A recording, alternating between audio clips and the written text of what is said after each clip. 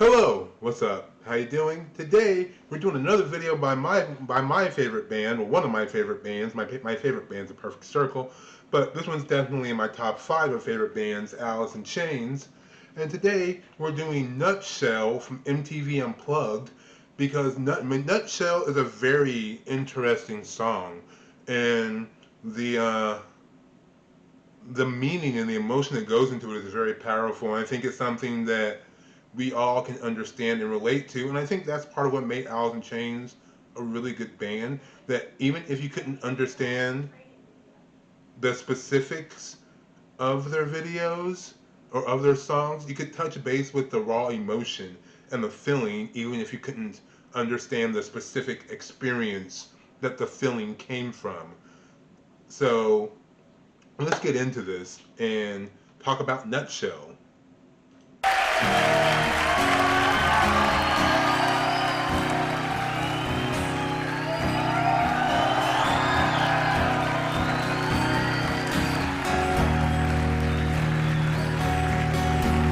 I love how this starts with just Jerry playing by himself on with the guitar, because that's how the intro starts with the song. But then everyone else slowly makes their way in. It's a great way to start a set. It's a very powerful intro.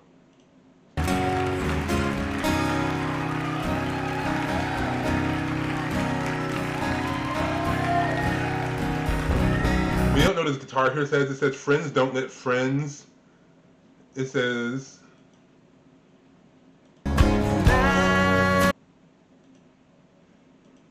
oh my gosh, what did I do? Why did I do that? It says friends don't let friends get friends' haircuts.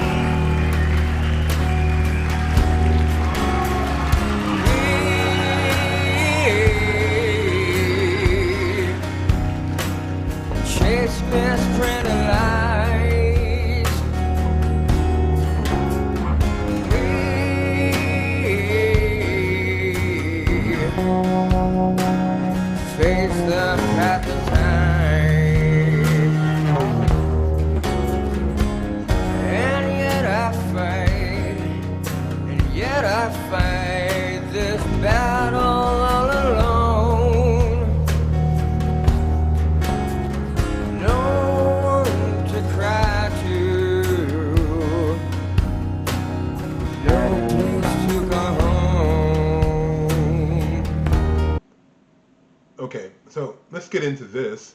I know it's been a minute since we've done a lyrical deep dive, but it's always fun. So let's get into this first verse here when he says, "We chase misprinted lies, we face the pass of time, and yet I fight this battle all alone, no one to cry to, no place to call home." What I do love about this is how these are all sort of non sequiturs, but they all kind of tie into the same emotion. Because when he says we chase misprinted lies, one could count that to the media, to news, to the information that we're fed every day. And it's very interesting that he chooses to call it misprinted lies, because essentially he's indicating that they're lying to you, but they're not even being truthful. They're not even being like consistent with the lies that they're telling you, but we continually chase it as if it's truth because we're seeking the truth, but all they're presenting us is the exact opposite, and even that they can't get right. Also, then that also transcends into we face the path of time, which is no one escapes time. We all have to deal with our own mortality and the fact that you're going to die, and that's something that you can't escape. But then again, he kind of goes against that, but not really when he says, "And yet I fight this battle all alone." And so basically, these are internal struggles that he deals with, but at the same time, he feels all alone in his fight. He can't really turn to anybody, and he has no place to go to. And one can even attribute that to Lane's drug use, but I don't like to always do that because I think that's an easy route, And I want to touch on the general emotion, you know? Like, you feel like you're in a world of lies, of misrepresentation, and you feel time just slowly ticking away for you, but you don't really know what the truth is. And sometimes as a human being, you can feel isolated in your own despair and in your own sadness and in your own mind and lost in your anxieties. And you feel like you have nowhere to go. You can't express those to others because you may also fear how other people are going to receive what you're saying. And then when you have no place to call home, essentially, like, you know, you can take home as literal or as metaphorical or as in the place, like, there's no place that I feel safe, no place that I feel comfortable, like an eternal restlessness. It could even speak to the fact that you feel not at home even in your own body, in your own flesh. So, and you can take that in many different ways, but that's kind of how I'm going to talk about it today. Anyway, let's get into the second verse.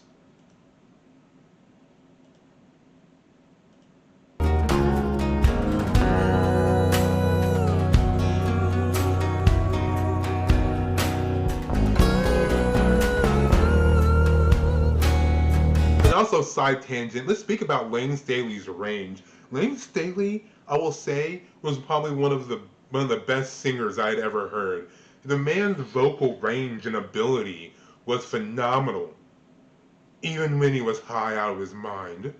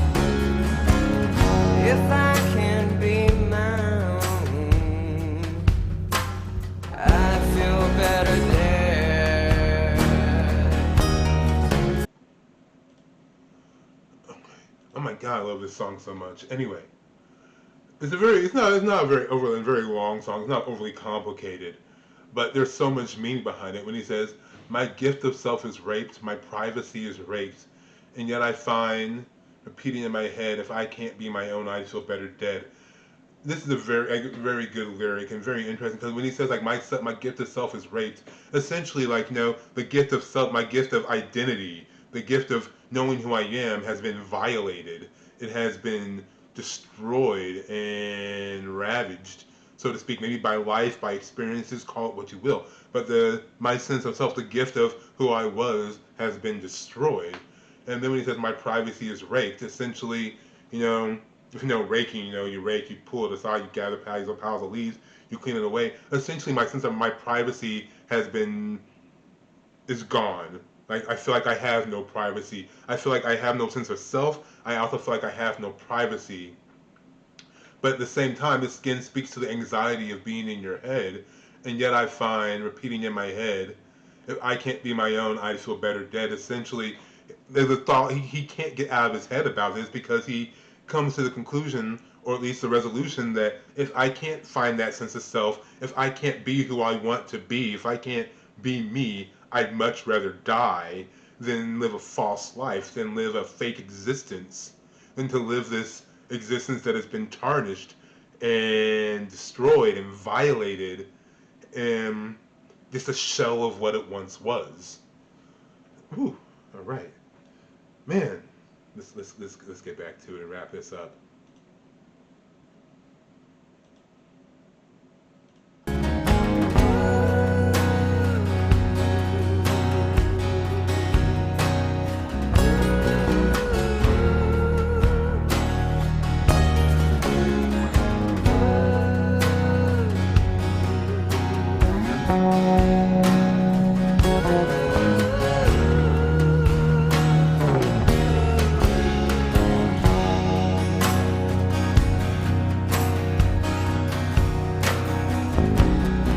And on a side note, one thing I love about the melody in this song, is the melody encapsulates so many different tones and like feels at the same time, but it all makes sense. The melody is both kind of it's kind of somber, but also a little bit hopeful, but also very sad, but also a little bit I say introspective.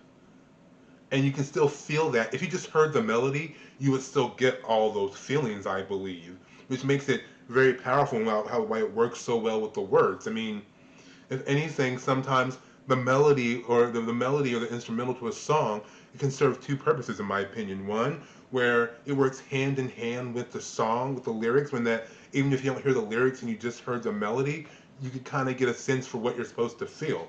Or on the opposite end, where the melody doesn't on the surface match the tone of the words, kind of like in pop songs, which you've heard me talk about before. I'm not going to elaborate any further here because I only have so much time because my battery might die soon and I don't want to have to switch batteries. Anyway, my point being, this one is the former, not the latter, in that it works very well in unison with each other. It's very symbiotic, the melody and the lyrics.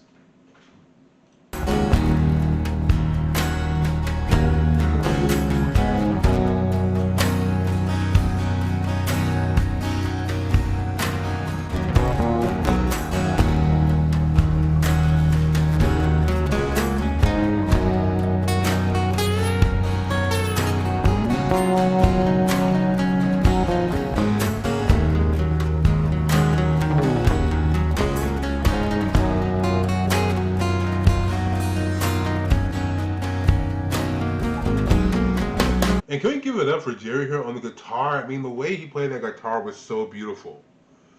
It's so beautiful. Like it shows you just how talented Alice in Chains is as a band, and I will stand by that. That in all reality, I will die on this hill that Alice in Chains is a better band than Nirvana. It's just Nirvana's revered but the only reason why Nirvana is revered and why Alice in Chains keeps on going with a new singer is, in my opinion, the way in which both original lead singers died. If you want me to elaborate on that, I will in another video, but just if you look up how they both died, I think you'll understand what I mean. Anyway, that was Nutshell, Alice in Chains. Let me know what you think. It's one of my favorite songs by one of my favorite bands. Let me know if there's another Alice. If you like this breakdown of lyrics, let me know if there's another Alice in Chains song that you would like to hear me talk about and share my thoughts on. Yeah, and I think that's about it. Let's wrap this up, and I'll talk to you next time. Bye.